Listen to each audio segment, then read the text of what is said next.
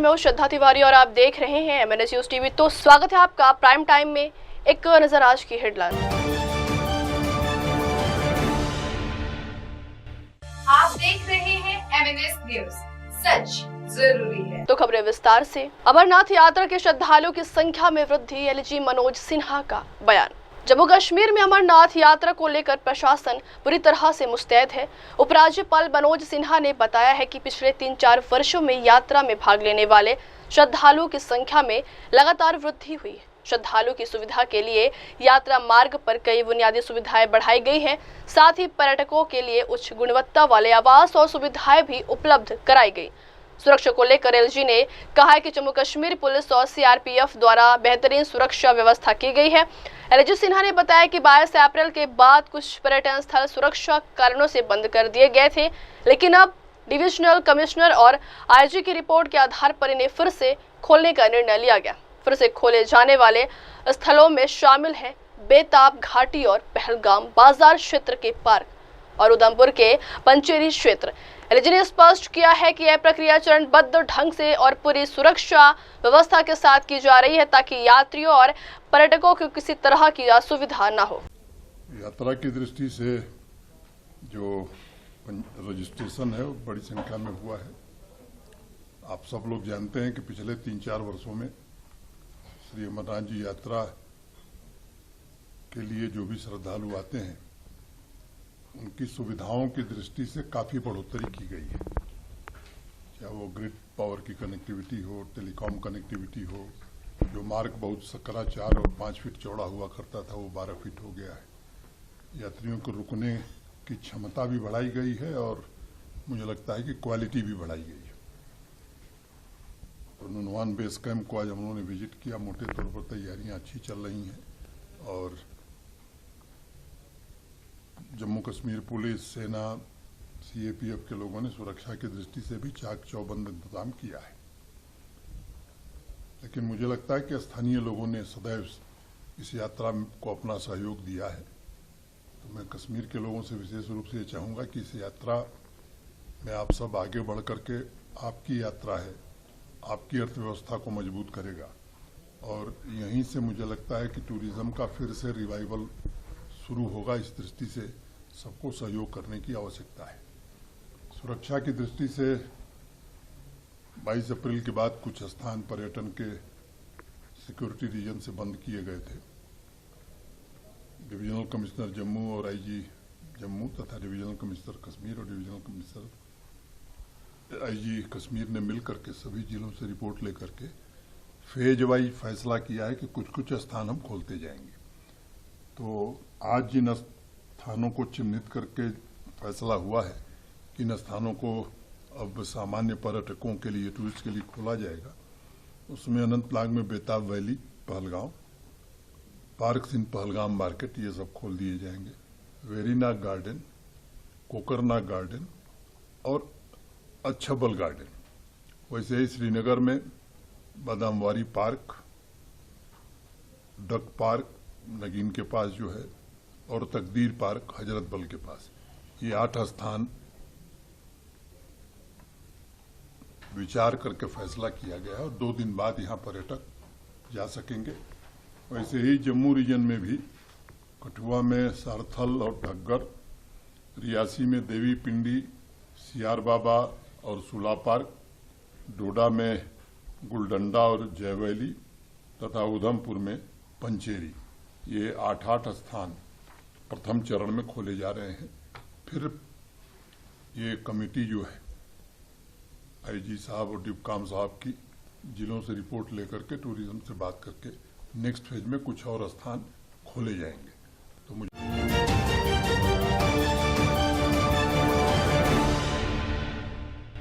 आप देख रहे हैं एमएनएस न्यूज, सच जरूरी है। बढ़ते अगली खबर की ओर। बाघ ने 2 श्रमिकों को किया घायल, 1 को मार डाला। राजस्थान के रणथंभौर नेशनल पार्क से चिंताजनक घटना सामने आ रही है। पिछले दिनों बाघों के कई हमले से लोगों को घायल होना पड़ा है, जबकि कुछ की मौत हो गई है। राज्य सरकार में मंत्री किरोड़ी लाल मीणा ने घटनाओं पर तीखी प्रतिक्रिया दी है। उन्होंने बताया है कि बीते दिन एक बाघ ने 2 श्रमिकों को घायल कर दिया है और एक को मार डाला, जबकि एक अन्य बाघ पहले ही 6 लोगों को मार चुका है और उन्हें खा भी गया। मंत्री मीणा ने वन विभाग के अफसरों पर लापरवाही और गैर जिम्मेदारी का आरोप लगाते हुए कहा है कि डीसीएफ मुकेश भाकर और सीसीएफ अनूप क्यार का न तो स्थानीय ग्रामीणों से कोई संवाद है और न ही जंगल के संरक्षण की परवाह। उन्होंने कहा कि जब उन्होंने दौरा किया तो पाया कि रात 11 बजे तक एक बर्थडे पार्टी चल रही थी, जबकि नियमानुसार सूर्यास्त के बाद किसी को पार्क में प्रवेश की अनुमति नहीं होती है। उन्होंने इसे घोर लापरवाही बताया और कहा है कि शिकायत देने के बावजूद जिम्मेदार अफसरों पर कोई कार्रवाई नहीं हुई है। इस बयान से रणथंभौर की सुरक्षा व्यवस्था और वन विभाग की कार्यप्रणाली पर गंभीर सवाल उठ खड़े हुए। कल 2 कर्मचारियों को घायल कर दिया, एक कर्मचारी को मौत के घाट उतार दिया जो वहाँ काम देखता था, और उसके अलावा 6 लोग ऐसे हैं जिनको टाइगर ने खा लिया और उनकी मौत हो गई। और इसका मैं सबसे बड़ा कारण जो समझता हूँ, ऐसी घटना कभी नहीं हुई गणेश जी के मंदिर में टाइगर घुस जाए, भक्तगण को खा जाए, उठा के ले जाए। पहली बार हुआ है, कभी भी नहीं हुआ। तो मैं तो घोर लापरवाही मानता हूँ वहाँ के डीसीएफ मुकेश भाकर और सीसीएफ अनूप क्यार का।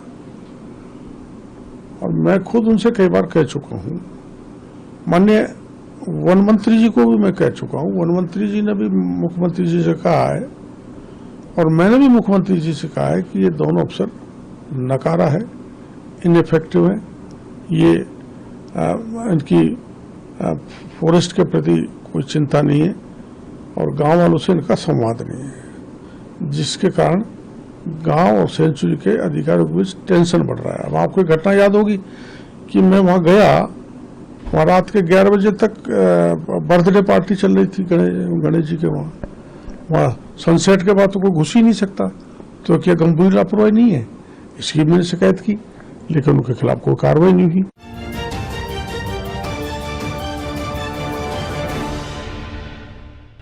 आप देख रहे हैं एमएनएस न्यूज, सच जरूरी है। बढ़ते हैं अगली खबर की ओर। एयर इंडिया हादसे पर मल्लिकार्जुन खड़गे का बयान। एयर इंडिया विमान दुर्घटना पर कांग्रेस के राष्ट्रीय अध्यक्ष मल्लिकार्जुन खड़गे ने गहरा शोक व्यक्त करते हुए सरकार और जनता से संवेदनशीलता और एकजुटता की अपील की है।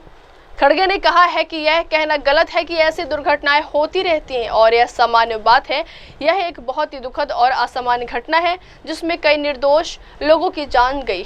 उन्होंने यह भी कहा है कि इस कठिन समय में पूरे देश को एक साथ आकर पीड़ितों की मदद करनी चाहिए। खड़गे ने कांग्रेस कार्यकर्ताओं और नेताओं से अपील की है कि वे पीड़ित परिवारों की जरूरतों को ध्यान रखें और अगर उन्हें दवाई या किसी अन्य आवश्यक सामग्री की जरूरत हो तो स्थानीय रूप से उपलब्ध ना हो तो उसकी व्यवस्था भी की जाए। उनका यह बयान मदद, संवेदना और सक्रियता का संदेश देता है जो ऐसे हादसों में बेहद जरूरी है। हमारे विश्वास जो मिरेकल, बहुशः ये ऐसा मिरेकल कहीं दुनिया में नहीं मिलेगा एग्जाम्पल। ये बहुत ही लकी मैन, जितना दुख है हमको, लेकिन वो बचे हैं। अपने नसीब बोलिए या अपने जिस तरीके से उन्होंने अपने आप को बचा लिया, ये बहुत बड़ा एक बहुत बड़ी बात है। इसलिए उनको भी मैं उनके हिम्मत की दाद देता हूँ और उनको भी जल्द से जल्द उनको उनके हेल्थ में सुधार हो और जल्दी तंदुरुस्त बन के बाहर निकले, ये मैं चाहता हूँ। और उनके सबके फैमिलीज आज जो परेशान हैं, हमारे रूपानी साहब से लेकर विद्यार्थी तक और पैसेंजर्स जो भी उसमें थे उन सब के परिवार हम दुख नहीं सह सकते, ऐसा इतना दुख उनको हुआ है। दुख सहने की शक्ति भगवान उनको दो और हम यही चाहेंगे कि वो जल्द से जल्द दुरुस्त होकर बाहर निकले और जो मरे हुए हैं उन लोगों के जो भी डिपेंडेंट हैं उनको भी मैं यही कहूँगा कि परमेश्वर उनको इस दुख को सहने की शक्ति उनको दे। यही मैं कहने के लिए आया था और सरकार इस तरफ ध्यान दे और किसी बात को हल्के से नहीं लेना चाहिए। और हम ऐसी दुर्घटना होती है, ऐसा चलता है, ऐसा कहना अच्छा शोभा नहीं देता। ऐसे घड़ी में पूरा देश के लोग एक होकर मजबूती के साथ उनको हम सपोर्ट करना चाहिए। और हमारे कांग्रेस के नेतागण तो 2-4 दिन से यहाँ पर जब भी घटना घटी तब से वहाँ पर उनको हेल्प करने के लिए एक हेल्पलाइन के तरह वो काम कर रहे हैं। और हमारे पीसीसी प्रेसिडेंट, सीएलपी लीडर और भी वर्कर्स सभी हैं और वो लोग काम कर रहे हैं। मैं उनको यही रिक्वेस्ट करूंगा कि आगे भी उनके कोई भी तकलीफात है, अगर उनको कुछ चाहिए, चाहे मेडिसिन चाहिए, चाहे और कुछ कमी है, तो जो यहाँ पर नहीं मिलता तो उसकी भी व्यवस्था वो लोग करें और करने के लिए वो समर्थ है। तो इसीलिए उनसे भी मैं रिक्वेस्ट किया हूँ और वो कर रहे हैं, आगे भी करने के लिए वो तैयार है।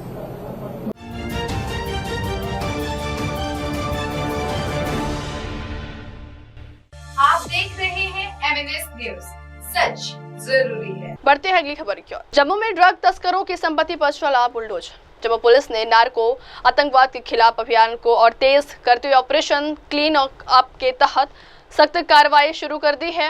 एसपी अजय ने बताया कि नशीले पदार्थों में लिप्त व्यक्तियों के खिलाफ कानूनी और आर्थिक दोनों स्तरों पर कार्रवाई की जा रही है। गांधीनगर पुलिस स्टेशन में एनडीपीएस एक्ट के तहत मोहम्मद सादिक नामक व्यक्ति के खिलाफ केस दर्ज किया गया था। जांच के सामने आया कि सादिक की कुछ दुकानें राज्य की जमीन पर बनी थी, जो ड्रग तस्करी की कमाई से अर्जित संपत्ति थी। पुलिस ने इन 3 दुकानों को ध्वस्त कर दिया है। एसपी अजय ने सख्त लहजे में कहा है कि अगर कोई सोचता है कि वह ड्रग्स बेचकर संपत्ति अर्जित कर सकता है तो संपत्ति को मलबे में बदल दिया जाएगा। जम्मू कश्मीर पुलिस नार्को आतंकवाद के खिलाफ युद्ध में है। हमारे पास सबकी सूची है और हम सब पर कार्रवाई करेंगे। यह कार्रवाई एक स्पष्ट चेतावनी है कि नशीली दवाओं से कमाए गए धन को कानूनी संरक्षण नहीं मिलेगा और ऐसे संपत्तियों को किसी भी हाल में बख्शा नहीं जाएगा। आपने क्या कहेंगे इसके ऊपर? कितना बड़ा इनिशिएटिव आप? देखिए, ये जम्मू पुलिस का जो ऑपरेशन क्लीन अप है, ये स्पेसिफिकली वर्दी डीजीपी साहब, IGP Jammu zone, DIG JKS range और एसएसपी जम्मू द्वारा चलाया जा रहा है। और हमें फ्री हैंड दिया गया है कि आपने कोई भी इंसान जो कि ड्रग्स के अंदर, नार्को ट्रेड के अंदर जो मुलव्विस है, उस पर स्ट्रिक्ट एक्शन लेना है। और जो भी इन्वेस्टिगेशन करनी है वो इन्वेस्टिगेशन डीप इन्वेस्टिगेशन होगी, प्रोफेशनल इन्वेस्टिगेशन होगी, इंक्लूडिंग द फाइनेंशियल इन्वेस्टिगेशन। इसके चलते एक शख्स जिसका नाम मोहम्मद सदीक है, इसके अगेंस्ट एक एफआईआर पुलिस स्टेशन गांधीनगर में रजिस्टर होती है अंडर एनडीपीएस एक्ट। सो उसकी तफ्तीश को प्रोफेशनली कैली फॉरवर्ड करते हुए जो हमारे उसके आईओ थे, इन्वेस्टिगेटिंग ऑफिसर थे, जब उन्होंने फाइनेंशियल इन्वेस्टिगेशन शुरू की तो पता चला कि इसकी यहाँ पे दुकानें भी हैं। तो we wanted to attach this property under NDPS act section 68F के तहत जब हमने कार्रवाई उसमें अमल लाई, तो जब महकमा माल रेवेन्यू डिपार्टमेंट के पास हमने उसकी अर्जी की तो पता चला कि उसका ये वाला जो ये प्रॉपर्टी है ये स्टेट लैंड पे है। तो आज का ऑपरेशन जो है ये डिस्ट्रिक्ट एडमिनिस्ट्रेशन जम्मू और जम्मू पुलिस का कंबाइंड ऑपरेशन है। आपने देखा कि यहाँ पे 3 शॉप्स थी, they have been demolished from the state land and it's a clear cut message to all those who are into narco trade कि Jammu Kashmir police is at war against narco terrorism and हम कोई भी ऐसा कदम लेने से पीछे नहीं हटेंगे जिससे इस ट्रेड के अंदर हम उस पर सख्त से सख्त प्रहार कर पाएं। और जो और लोग हैं उनको भी ये समझ जाना चाहिए कि हमारे पास लिस्टें सबकी तैयार हैं, धीरे धीरे हम सबको हिट करेंगे। ये मैं इसलिए कह रहा हूँ कि अगर कोई सोचता है कि मैं ड्रग्स बेच के अपनी प्रॉपर्टी एक्वायर कर लूँगा तो ऐसा नहीं होगा। वो प्रॉपर्टी इस प्रॉपर्टी की तरह ही ज़मीन खाक में मिल जाएगी, नंबर 1। नंबर 2, मेरी ये रिक्वेस्ट है सबसे कि on behalf of SSP Jammu मैं एक बार फिर से रिक्वेस्ट करना चाहूँगा सबसे कि आप ड्रग्स से दूर रहें और जो फाइट अगेंस्ट ड्रग्स है ये सिर्फ law enforcement agency Jammu Kashmir police तक ही ना रहने दें। सब लोगों को आगे आना है, फॉरवर्ड आना है। आज भी जो यहाँ के लोकल लोग हैं उन्होंने हमारा बहुत साथ दिया, उनके तौवन से ही ये सारा काम जो है वो हो पाया है। तो on behalf of SSP Jammu मैं इन सब लोगों का भी थैंक्स करना चाहूँगा जो यहाँ की सारी जनता है। थर्ड थिंग कि इसको इस एक्शन को कभी भी किसी community based, religion based, caste creed based नहीं देखा जाना चाहिए। ये हम सब लोगों की जंग है और जम्मू कश्मीर पुलिस इसके फोरफ्रंट पे है। हमें आप सबका तौवन चाहिए। जय।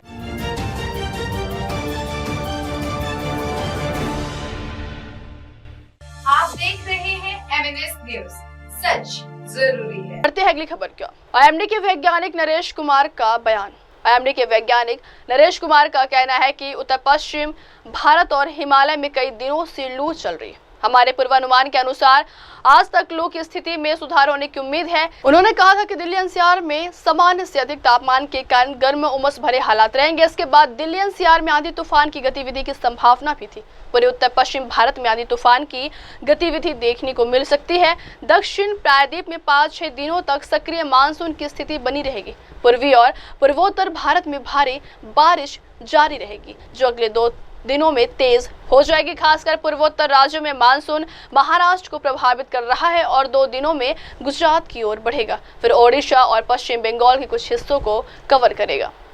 काफी दिनों से लगातार पूरा नॉर्थ वेस्ट इंडिया में हीट वेव कंडीशन चल रहा था। हिमालयन रीजन में भी चल रहा है। इवन राजस्थान की बात करें तो ऑलमोस्ट 1 वीक से ज़्यादा हो गया, वहाँ हम कंटिन्यूस रेड अलर्ट दे रहे हैं और 3-4 दिन से हम कंटिन्यूस पंजाब हरियाणा में भी रेड अलर्ट दे रहे थे। और इवन कल तक के जो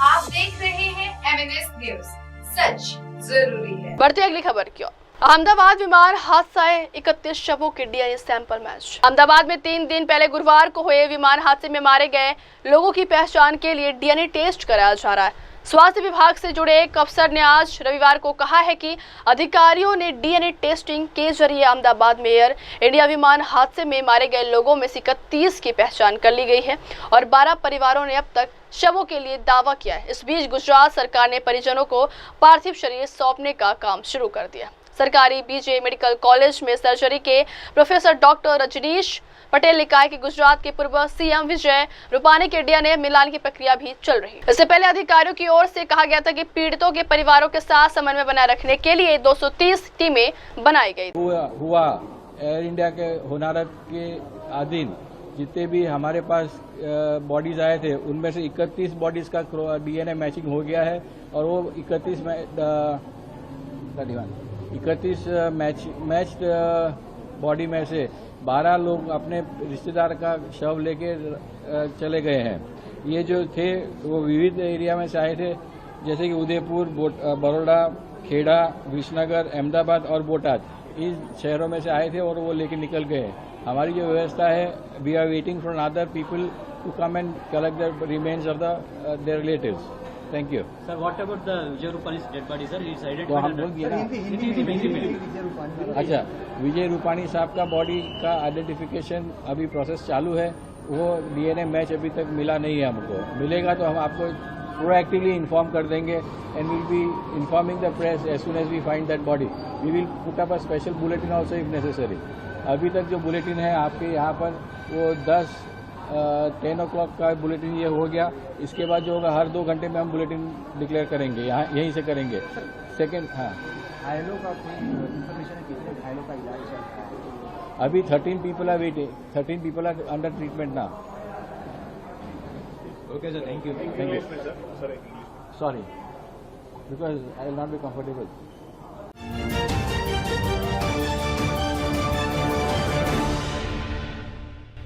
आप देख रहे हैं MNS न्यूज, सच जरूरी है। बढ़ते अगली खबर की ओर। केदारनाथ में एक के बाद एक हादसे, 4 धाम यात्रा में हेलीकॉप्टर सेवा पर लगाई गई रोक। अहमदाबाद विमान हादसे के बाद अब उत्तराखंड के केदारनाथ में एक हेलीकॉप्टर क्रैश हो गया। यह दुर्घटना गौरीकुंड क्षेत्र के पास हुई है। हेलीकॉप्टर में मौजूद सभी 7 लोगों की मौत हो गई है। बताया जा रहा है कि मौसम खराब होने की वजह से यह हादसा हुआ। इस हादसे को देखते हुए उत्तराखंड सरकार ने 4 धाम यात्रा में हेलीकॉप्टर सेवा पर रोक लगा दी है। इस हादसे पर उत्तराखंड सरकार ने दुख व्यक्त किया है। उन्होंने हेली सेवाओं के संचालन को लेकर एक SOP तैयार के निर्देश दिए हैं।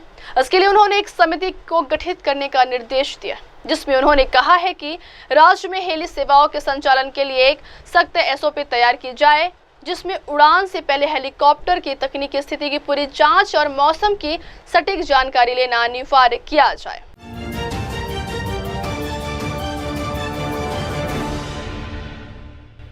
आप देख रहे हैं MNS न्यूज, सच जरूरी है। बढ़ते अगली खबर की ओर।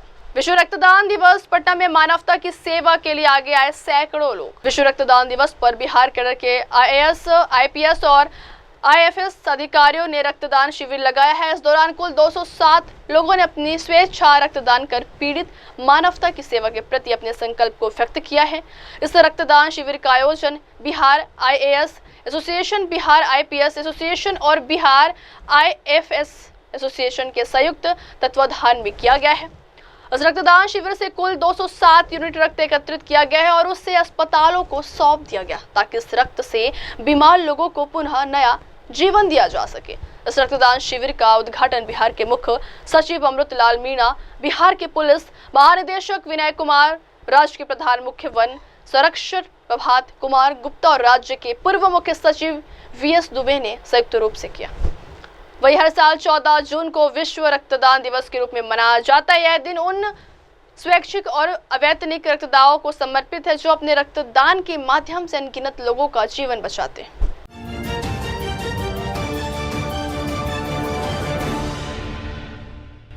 आप देख रहे हैं MNS न्यूज, सच जरूरी है। बढ़ते अगली खबर की ओर। बिहार मंगनी लाल मंडल होंगे RJD के नए प्रदेश अध्यक्ष। बिहार की सियासत में बड़ा फेरबदल देखने को मिल सकता है। पूर्व सांसद और JDU के पूर्व राष्ट्रीय उपाध्यक्ष मंगनी लाल मंडल राष्ट्रीय जनता दल के नए प्रदेश अध्यक्ष बनने जा रहे हैं। पार्टी सूत्रों के अनुसार मंगनी लाल मंडल का नाम लगभग तय हो चुका है और वे 14 जून को पार्टी कार्यालय में नामांकन किए, जहां लालू प्रसाद यादव और तेजस्वी यादव खुद मौजूद थे। RJD के संगठन में लंबे समय से बदलाव की चर्चा थी। वर्तमान प्रदेश अध्यक्ष जगदानंद सिंह की विदाई लगभग तय मानी जा रही है। कहा जा रहा है कि पार्टी अब प्रदेश स्तर पर नए नेतृत्व को मौका देने की रणनीति पर काम कर रही है, ताकि आगामी विधानसभा चुनावों में अति पिछड़ा वर्ग और अन्य सामाजिक समूहों में पकड़ मजबूत की जा सके। सूत्रों के अनुसार 5 जुलाई को मंगनी लाल मंडल के RJD प्रदेश अध्यक्ष बनने की औपचारिक घोषणा की जाएगी। वही पार्टी के इस कदम को अति पिछड़ा वर्ग को साधने की बड़ी कोशिश के तौर पर भी देखा जा रहा है।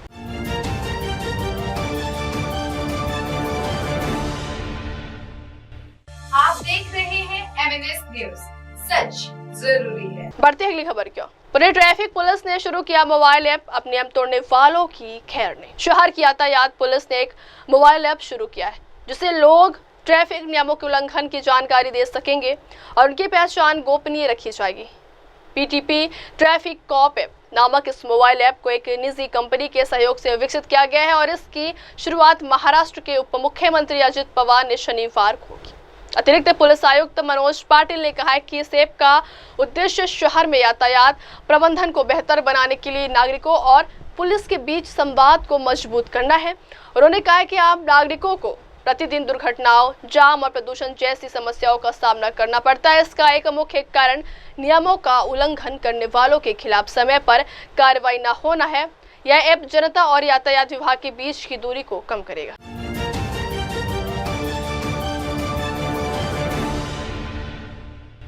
आप देख रहे हैं एमएनएस न्यूज, सच जरूरी है। बढ़ती अगली खबर की ओर। केदारनाथ से लौट रहा एक हेलीकॉप्टर दुर्घटनाग्रस्त का शिकार। उत्तराखंड से बड़ी खबर सामने आ रही है। केदारनाथ से लौट रहा एक हेलीकॉप्टर दुर्घटनाग्रस्त हो गया है। हादसे की सूचना मिलते ही राहत और बचाव कार्य शुरू कर दिया गया है। घटना सुबह करीब 5:30 बजे की है। श्री केदारनाथ धाम से गुप्तकाशी की ओर जा रहा एक हेलीकॉप्टर अचानक रडार से गायब हो गया। कुछ देर बाद सूचना मिली कि वह गौरीकुंड के पास दुर्घटनाग्रस्त हो गया। घटना के कारणों की जांच के आदेश दे दिए गए हैं। अभी तक यह साफ नहीं हो सका है कि हादसा तकनीकी खराबी के कारण हुआ या मौसम इसका कारण। फिलहाल राहत और बचाव कार्य जारी है और सभी संबंधित एजेंसियां अलर्ट मोड में। वहीं उत्तराखंड हेलीकॉप्टर दुर्घटना में नागरिक उड़ान विकास प्राधिकरण के CEO सोनिका का बयान सामने आया है। वो लोकेट नहीं हो रहा है और उसके कुछ समय बाद पता चला है कि गौरीकुंड के पास कहीं एक क्रैश की सूचना आई है और अभी रेस्क्यू ऑपरेशंस चल ही रहे हैं और जो डिस्ट्रिक्ट की आपदा की टीम है वो भी वहां पे पहुंच गई है और अभी रेस्क्यू ऑपरेशंस चल रहे हैं। उसके बाद सारा कंफर्मेशन होगा कि उसमें कौन कौन लोग थे और आगे की जानकारी आएगी। लेकिन जो अभी मैनिफेस्ट के हिसाब से बताया जा रहा है उसमें 6+1 लोग थे, एक पायलट और 6 लोग थे।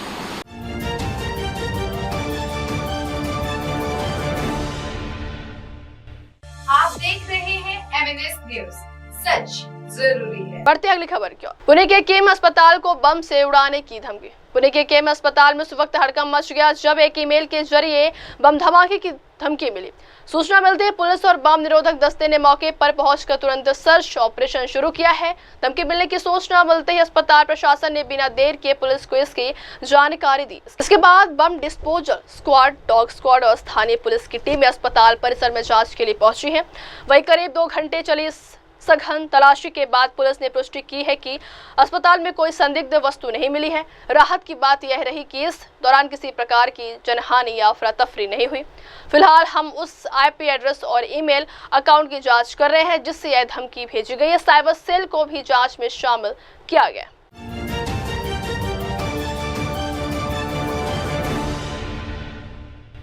आप देख रहे हैं एमएनएस न्यूज, सच जरूरी है। बढ़ती अगली खबर की ओर। मेघालय राजा रघुवंशी हत्याकांड में एक अहम मोड़। मेघालय की राजधानी शिलांग से बड़ी खबर।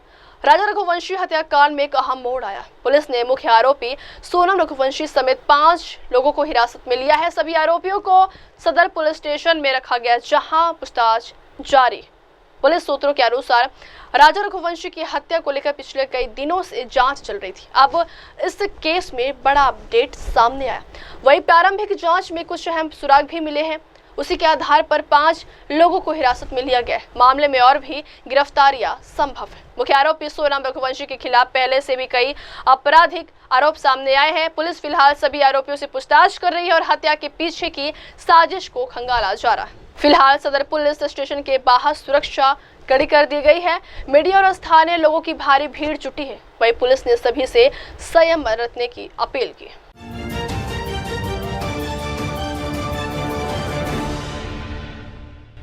आप देख रहे हैं एमएनएस न्यूज, सच जरूरी है। बढ़ते अगली खबर क्यों। DNA मैच के बाद अवशेष लेने अहमदाबाद सिविल अस्पताल पहुंची उनके रिश्तेदार नेहा का बयान। अहमदाबाद प्लेन क्रैश में जिन लोगों ने अपनी जान गंवाई उनके परिवारों का दर्द अब धीरे धीरे सामने आ रहा है। जयाबेन गज्जर भी उन्हीं यात्रियों में से एक थी। उनकी पहचान DNA टेस्ट के जरिए हुई जिसके बाद परिजनों को उनके अवशेष सौंपे गए। अहमदाबाद के रहने वाले जयाबेन गज्जर उस दुर्भाग्यपूर्ण विमान में सवार थी जो हादसे का शिकार हो गया। DNA मैच के बाद आज उनके परिजन अस्पताल पहुंचे जहां शव उन्हें सौंपा गया। उन्होंने कहा है कि परिवार पूरी तरह से टूट चुका है। हमने कभी नहीं सोचा था कि मौसी इस तरह चली जाएंगी और कभी वापस नहीं आएंगे। सरकार की तरफ से हमें बहुत मदद मिली है। जैसे ही डीएनए मैच हुआ हमें फोन आया कि शव सौंपा जाएगा। जय बहन के परिवार का यह दर्द हर उस परिवार की कहानी है जिसने इस हादसे में अपने को खो दिया। प्रशासन की कोशिशों के बावजूद यह घाव जल्द भरने वाला नहीं। मेरा नाम नेहा गज्जर है। नेहा जी, आपके कौन रिलेटिव्स उसमें फ्लाइट में थे लंदन जाने के लिए, और जिस तरह से हादसा हुआ क्या परिवार किस तरह से उसमें मुश्किल घड़ी में वो फ्लाइट में जा रहे थे मेरे आंटी, और ये न्यूज़ मिला हमें तो परिवार पूरी तरफ से टूट गया है, क्योंकि ये हमने ऐसे कभी इमेजिन नहीं किया है कि एक बार जा रहे हैं कभी वापस नहीं आए। आपकी लंदन में रहती थी तो क्या नहीं, मेरी सिस्टर इन लॉ रहते हैं ननद मेरी, और मेरे आंटी वहाँ उनके घर पे जा रहे थे। आज बॉडी आपको डीएनए टेस्ट करने के बाद, सब कुछ करने के बाद आपको सौंपी जा रही है। हाँ। क्या फील हो रहा है, किस तरह से पूरा प्रोसीजर पूरा रहा, सरकार नहीं, गवर्नमेंट की ओर से बहुत ही सपोर्ट है। वो मतलब टाइम टू टाइम जो भी हुआ सैंपल भी दे दिया, और जैसे ही पता चला उनका कॉल आ गया था कि आपको हैंडओवर करेंगे। लेकिन मेरी सिस्टर इन लॉ आज ऑस्ट्रेलिया से आने वाली थी, तो अभी हम आज रिसीव करेंगे।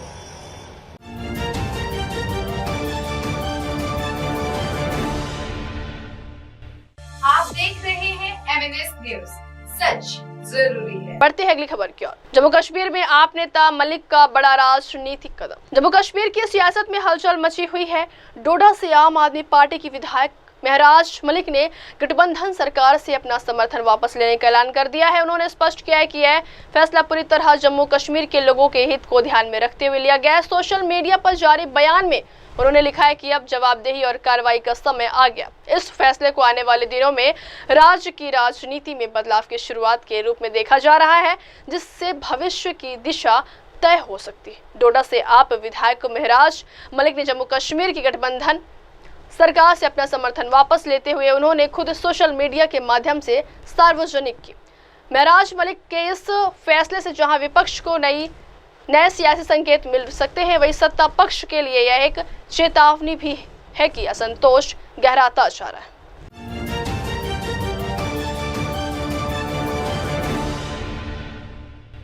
आप देख रहे हैं MNS न्यूज, सच जरूरी है। बढ़ते हैं अगली खबर की ओर। सीएम रेखा गुप्ता का बयान, हरियाणा से सहयोग की उम्मीद, पंजाब पर उठाए सवाल। करनाल में कार्यक्रम के दौरान दिल्ली की मुख्यमंत्री रेखा गुप्ता ने पड़ोसी राज्यों को लेकर बड़ा बयान दिया है। उन्होंने हरियाणा के सहयोग की सराहना की, लेकिन पंजाब की स्थिति पर चिंता भी जताई। सीएम रेखा गुप्ता ने भरोसा जताया है कि दिल्ली को विकास के लिए हरियाणा राज्य का भरपूर सहयोग मिलता रहेगा। साथ ही उन्होंने यह भी कहा है कि कुछ ताकतें पंजाब की प्रगति में बाधा बन रही हैं। उन्होंने कहा है कि मुझे विश्वास है कि दिल्ली को हरियाणा राज्य से पूरा सहयोग मिलता रहेगा, लेकिन अफसोस की बात है कि कुछ ताकतें पंजाब राज्य पर ग्रहण की तरह काम कर रही हैं, जिसके कारण न तो पंजाब विकास कर पा रहा है और न ही अन्य राज्यों के साथ उचित समन्वय स्थापित कर पा रहा है। वही रेखा गुप्ता के इस बयान को राजनीतिक हलकों में काफी गंभीरता से लिया जा रहा है।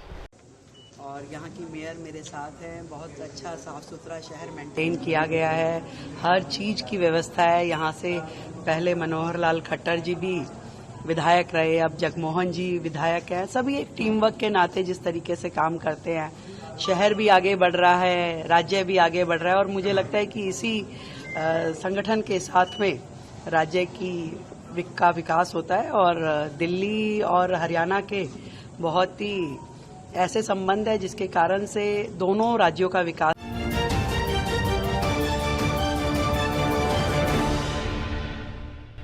आप देख रहे हैं MNS न्यूज, सच जरूरी है। बढ़ते अगली खबर क्या। उत्तराखंड हेलीकॉप्टर हादसा, 7 किलोमीटर ट्रैक रोड पर क्रैश, सभी सवारों की मौतों की आशंका। उत्तराखंड से एक बेहद दुखद खबर। केदारनाथ से गुप्त काशी की ओर जा रहा एक हेलीकॉप्टर रास्ते में दुर्घटनाग्रस्त हो गया है। हादसा सुबह करीब 5 बजे हुआ और शुरुआती जानकारी के अनुसार किसी के भी बचने की संभावना बहुत कम है। वही गढ़वाल कमिश्नर विनय शंकर पांडे के अनुसार यह हेलीकॉप्टर आर्यन कंपनी का था। जो केदारनाथ से गुप्तकाशी के लिए रवाना हुआ था, लेकिन रास्ते में गौरीकुंड के पास करीब 7 किलोमीटर के ट्रैकिंग रूट पर यह क्रैश हो गया। आयरन कंपनी का एक हेलीकॉप्टर सुबह करीब 5 बजे केदारनाथ से गुप्तकाशी के लिए उड़ा था, लेकिन रास्ते में यह गौरीकुंड के पास दुर्घटनाग्रस्त हो गया। एनडीआरएफ और एसडीआरएफ की टीम मौके पर भेजी गई है। स्थानीय लोगों से जो सूचना मिली है उसके अनुसार किसी के बचने की संभावना नहीं है। हादसे के समय हेलीकॉप्टर में कुल 7 लोग सवार थे, पायलट चौहान समेत 6 यात्री। दुख की बात यह है कि यात्रियों में एक छोटा बच्चा और श्री बद्रीनाथ केदारनाथ मंदिर समिति का एक कर्मचारी भी शामिल था। दुर्घटना की खबर आई है, तो क्या कुछ इस पर बता सकते हैं? देखिए, आज एक बहुत ही सुबह ही एक दुखद सूचना प्राप्त हुई है। केदारनाथ जी से आर्यन कंपनी का जो हमारी हेली ऑपरेटर हैं, उनका एक हेलीकॉप्टर सुबह 5-5 बजे के आसपास केदारनाथ से टेक ऑफ किया था और जिसको गुप्तकाशी जाना था, लेकिन वह हेलीकॉप्टर रास्ते में दुर्घटनाग्रस्त हो गया और यह दुर्घटना गौरीकुंड के पास एक बुग्याल है, वहां पर यह गिरा है। यह स्थान करीब 7 किलोमीटर ट्रैकिंग रूट है और वहां पर एनडीआरएफ और एसडीआरएफ की टीम को रवाना किया गया है। अभी थोड़ी देर में वो पहुंच भी जाएगी। वहां के जो स्थानीय लोगों थे उन्होंने जो सूचना दी उसके हिसाब से उसमें किसी के भी बचने की संभावना नहीं है। इस हेलीकॉप्टर में पायलट समेत 6 लोग थे, 4 वयस्क थे, एक बच्चा था, एक पायलट थे मिस्टर चौहान और एक बीकेटीसी का एक कर्मचारी भी था जो उससे जा रहा था। तो फिलहाल की जो प्राथमिक जानकारी है उसके हिसाब से उसमें किसी के भी बचने की संभावना नहीं है। मौके पर जब टीम पहुंच जाएगी तो जो भी उसमें राहत बचाव किया जा सकता है या लोगों के डेड बॉडीज उनको लाने की जो प्रक्रिया होगी उसको पूरा किया जाएगा। ठीक है।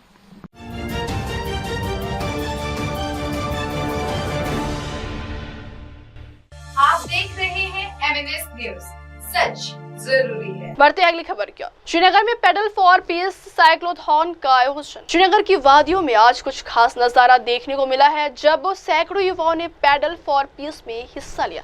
यह साइक्लोथॉन सिर्फ खेल आयोजन नहीं बल्कि एकता, फिटनेस और शांति का संदेश था।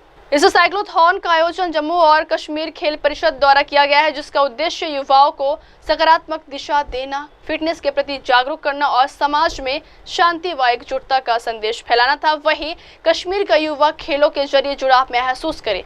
पेडल फॉर पीस शारीरिक फिटनेस के साथ साथ मानसिक मजबूती और सामाजिक समरसता का भी प्रतीक है। वहीं इस आयोजन में अलग अलग उम्र और समुदाय के लोगों ने हिस्सा लिया। रूट के दौरान युवाओं ने न सिर्फ तेजी से पेडल मारे बल्कि रास्ते भर शांति और फिटनेस के नारों से शहर को गूंज दिया।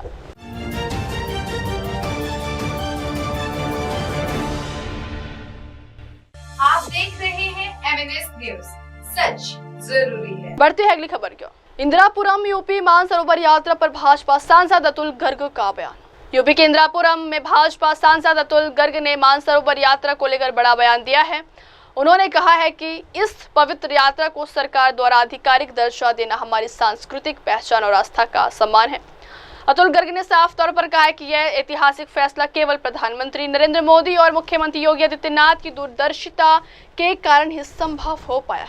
मानसरोवर यात्रा को लेकर श्रद्धालुओं और धार्मिक संगठनों में भी खास उत्साह है। अब इस यात्रा में सरकारी सहयोग मिलने से हजारों लोगों को लाभ मिलेगा, खासकर यूपी और उत्तर प्रदेश के श्रद्धालुओं को। मानसरोवर यात्रा को मिले सरकारी दर्जे से एक और जहां धार्मिक भावनाओं को सम्मान मिला है, वहीं यह कदम आस्था और प्रशासन के बीच सेतु भी बनता दिख रहा है। बहुत पहले से है और पहली बार तो कहना वैसे भी एक त्रुटिपूर्ण वाक्य है। ये हजारों साल की परंपरा है और आज जो मंत्री जी आए हैं यहाँ और सरकार ने इसे एक सरकारी कार्यक्रम का रूप दिया है, तो ये हमारी वर्षों की जो धाती है और परंपराएं हैं उसका सम्मान है, केवल एक यात्रा का सम्मान नहीं है। और ये केवल योगी जी और मोदी जी के आने के बाद ही संभव हुआ है। इन सब तीर्थयात्रियों को भी जो हजारों साल के जो पहले यात्री गए होंगे उनके साथ उस यात्रा में ये जुड़े हैं, उन्हीं के पद चिन्हों पर ये चलेंगे। उनको बहुत बहुत शुभकामनाएं, बहुत बहुत बधाई।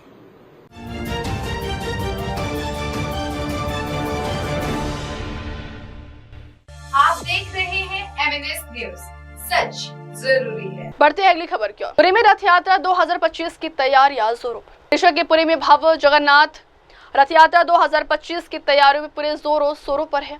27 जून को शुरू हो रही इस ऐतिहासिक यात्रा में आस्था, परंपरा और दिव्यता का अद्भुत संगम देखने को मिलेगा। हर साल की तरह इस बार भी रथ यात्रा में भगवान जगन्नाथ, उनके भाई बलभद्र और बहन सुभद्रा को 3 विशाल लकड़ी के रथों में बैठाकर पुरी के मुख्य श्री जगन्नाथ मंदिर से गुडिंचा मंदिर तक खींचा जाएगा। गुडिंचा मंदिर में 7 दिनों तक विश्राम के बाद भगवान वापस अपने मुख्य धाम लौटते हैं, जिसे बहुदा यात्रा कहा जाता है। इस वर्ष बहुदा यात्रा 5 जुलाई को मनाई जाएगी। पुरी प्रशासन ने सुरक्षा से लेकर सफाई और तीर्थयात्रियों की सुविधा तक हर पहलू पर योजनाबद्ध तैयारी शुरू कर दी है। लाखों की संख्या में देश विदेश से श्रद्धालुओं के आने की उम्मीद है।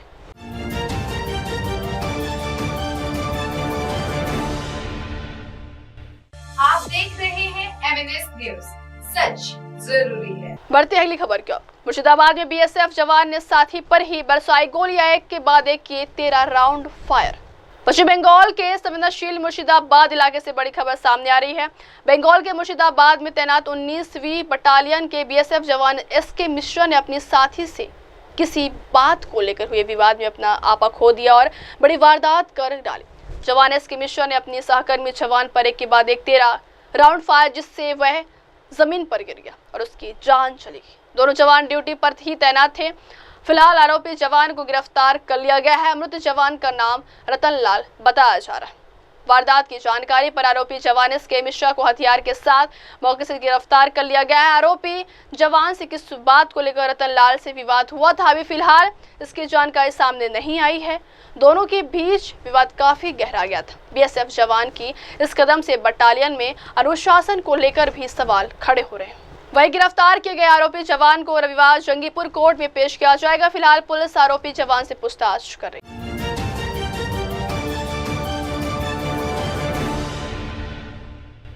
आप देख रहे हैं MNS न्यूज, सच जरूरी है। बढ़ती अगली खबर की ओर। पूर्व CM विजय रूपाणी के शव की पहचान प्रक्रिया जारी, DNA रिपोर्ट का इंतजार। गुजरात के पूर्व CM विजय रूपाणी को लेकर सामने आई खबरों के बीच अभी तक स्थिति स्पष्ट नहीं हो सकी है। सिविल अस्पताल प्रशासन के मुताबिक शव की पहचान की प्रक्रिया भी जारी है और अंतिम पुष्टि DNA मिलान के बाद ही हो सकेगी। सूत्र के मुताबिक प्रशासन ने परिवार से भी DNA सैंपल लिया है और रिपोर्ट का इंतजार किया जा रहा है। जब तक फॉरेंसिक पुष्टि नहीं होती, किसी नतीजे पर पहुंचना जल्दबाजी होगी। अच्छा, विजय रूपाणी साहब का बॉडी का आइडेंटिफिकेशन अभी प्रोसेस चालू है। वो DNA मैच अभी तक मिला नहीं है। हमको मिलेगा तो हम आपको प्रोएक्टिवली इन्फॉर्म कर देंगे and will be informing the press as soon as we find that body. We will put up a special bulletin also if necessary. अभी तक जो बुलेटिन है आपके यहाँ पर वो 10 o'clock का बुलेटिन ये हो गया। इसके बाद जो होगा हर 2 घंटे में हम बुलेटिन डिक्लेयर करेंगे, यहाँ यहीं से करेंगे। सेकेंड, हाँ, घायलों का कोई इन्फॉर्मेशन है, कितने घायलों का इलाज चल रहा है? अभी 13 people are waiting, 13 people are under treatment now. Okay sir, thank you. Thank you. Sorry, because I will not be comfortable. हुआ एयर इंडिया के होनारत के अधीन जितने भी हमारे पास बॉडीज आए थे, उनमें से 31 बॉडीज का DNA मैचिंग हो गया है और वो 31 मैच्ड बॉडी में से 12 लोग अपने रिश्तेदार का शव लेके चले गए हैं। ये जो थे वो विविध एरिया में से आए थे, जैसे कि उदयपुर, बड़ौदा, खेड़ा, विसनगर, अहमदाबाद और बोटाद। इन शहरों में से आए थे और वो लेके निकल गए। हमारी जो व्यवस्था है, we are waiting for other people to come and collect the remains of their relatives. Thank you sir. What about the Vijay Rupani dead body sir? Is तो हम लोग अच्छा, विजय रूपाणी साहब का बॉडी का आइडेंटिफिकेशन अभी प्रोसेस चालू है। वो DNA मैच अभी तक मिला नहीं है। हमको मिलेगा तो हम आपको प्रोएक्टिवली इन्फॉर्म कर देंगे and will be informing the press as soon as we find that body. We will put up a special bulletin also if necessary. अभी तक जो बुलेटिन है आपके यहाँ पर वो 10 o'clock का बुलेटिन ये हो गया। इसके बाद जो होगा हर 2 घंटे में हम बुलेटिन डिक्लेयर करेंगे, यहाँ यहीं से करेंगे। सेकेंड, हाँ, घायलों का कोई इन्फॉर्मेशन है, कितने घायलों का इलाज चल रहा है? अभी 13 people are waiting, 13 people are under treatment now. Okay sir, thank you. Thank you. Sorry, because I will not be comfortable. अब वक्त हो चला देश को ब्रेक के बाद ही खबरें मेरे सहयोगी मीनल के साथ। अब तक के लिए देखते रहिए देश और दुनिया की तमाम बड़ी खबरें। धन्यवाद। हाय हेलो नमस्कार, मैं हूं पंकज विष्णु और आप देख रहे हैं MNS न्यूज। आप देख रहे हैं MNS न्यूज, सच जरूरी।